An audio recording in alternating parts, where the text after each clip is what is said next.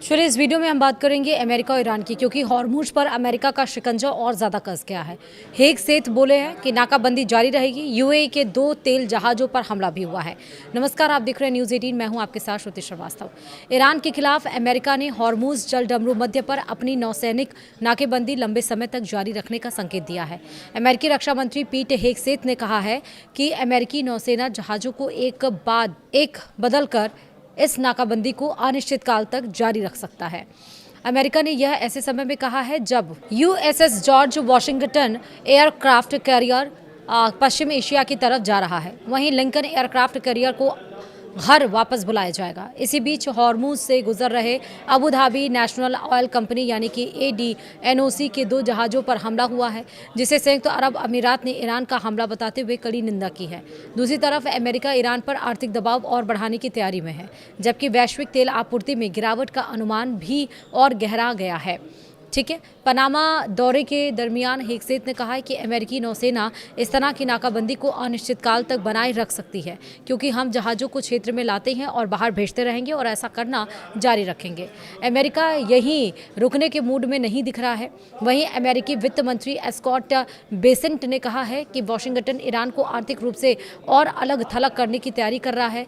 News max के कार्यक्रम में उन्होंने ये भी आपको बता दें कि कहा कि अगले हफ्ते और घोषणाओं के लिए इस जगह पर नज़र रखिए, क्योंकि हम किसी देश को आर्थिक रूप से अलग थलग करने के इतिहास में कभी देखेंगे नहीं, मतलब नहीं देखे गए उपाय लागू करने जा रहे हैं। अमेरिका ने जून में करीब 1 महीने के लिए नाकाबंदी में ढील दी थी, लेकिन बातचीत में कोई बड़ी सफलता नहीं मिलने के बाद प्रतिबंध फिर लागू कर दिए गए।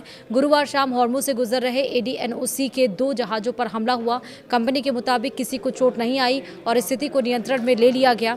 यह 1 हफ्ते से भी कम समय में ADNOC से जुड़े जहाज़ों पर दूसरी ऐसी घटना है। शनिवार को भी UAE ने एक जहाज़ पर ईरानी हमले का आरोप लगाया था। UAE के विदेश मंत्रालय ने इसे ईरान का शत्रुपूर्ण हमला बताया और ईरानी रिवॉल्यूशनरी गार्ड पर वाणिज्यिक जहाज़ों को निशाना बनाने और हॉर्मुज को आर्थिक दबाव के हथियार की तरह इस्तेमाल करने का आरोप लगाया।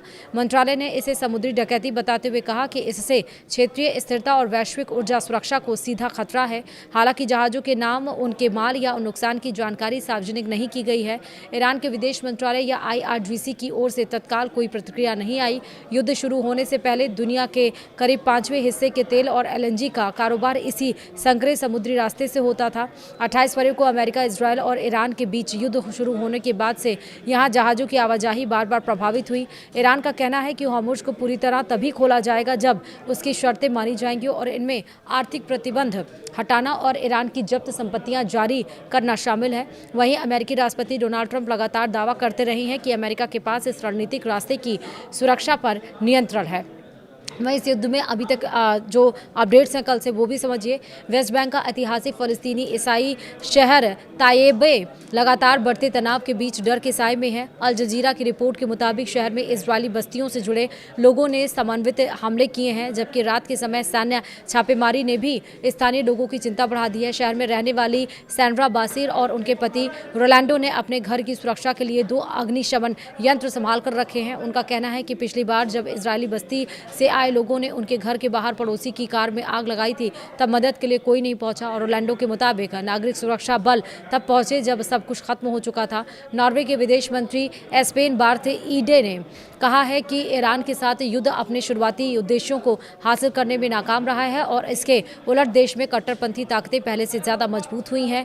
ईडे ने अल जजीरा से कहा कि इतिहास में यह युद्ध अपने शुरुआती लक्ष्यों को हासिल करने में असफल रहा, जबकि ईरान में हाइड लाइनर कमज़ोर होने के बजाय और मजबूत हुए हैं। उन्होंने कहा कि नॉर्वे ने शुरुआत से ही इस युद्ध का विरोध किया था और इसे ना तो समझदारी भरा कदम माना और ना ही अंतर्राष्ट्रीय कानून के अनुरूप। ईडी ने हॉर्मुज जलडमरू मध्य में पैदा हुए संकट का भी जिक्र किया और कहा कि 28 फरवरी को अमेरिका और इजरायल के शुरुआती हमले से पहले यह जलमार्ग खुला हुआ था, जिसके बाद ईरान ने जवाब दिया। उन्होंने भी कहा कि जब जितना संभव हो सके युद्ध से पहले मौजूद नौवहन की स्वतंत्रता की स्थिति के करीब लौटना जरूरी है।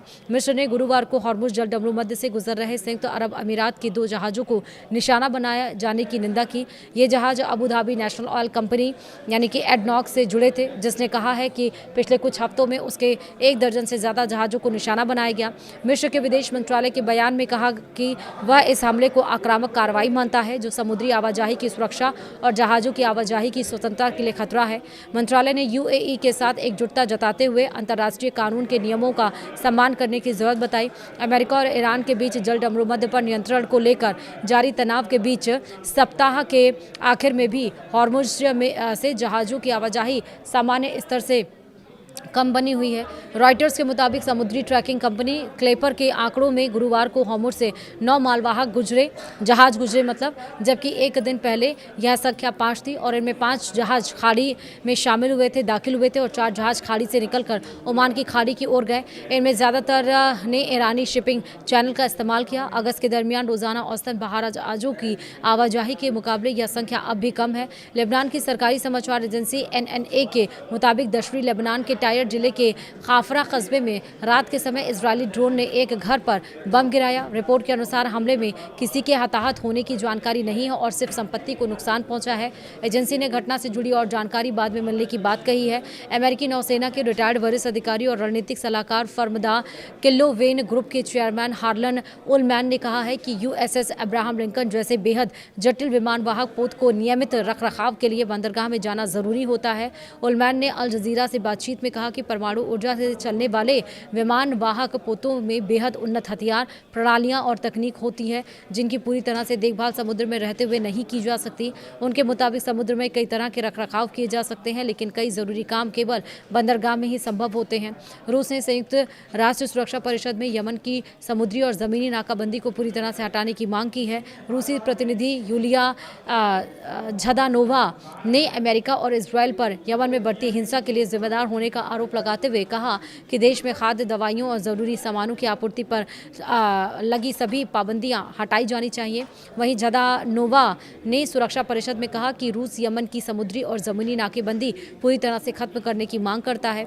ये भी कहा कि भोजन, दवा और ज़रूरी सामान की यमन पर तक पहुँच पर लगाए गए प्रतिबंध भी हटने चाहिए। रूसी राजनयिक के मुताबिक यमन में लंबे समय से रुकी शांत प्रक्रिया की वजह से हूती समूह को अमेरिका और इजरायल द्वारा शुरू किए गए क्षेत्रीय टकराव में खींचा गया है।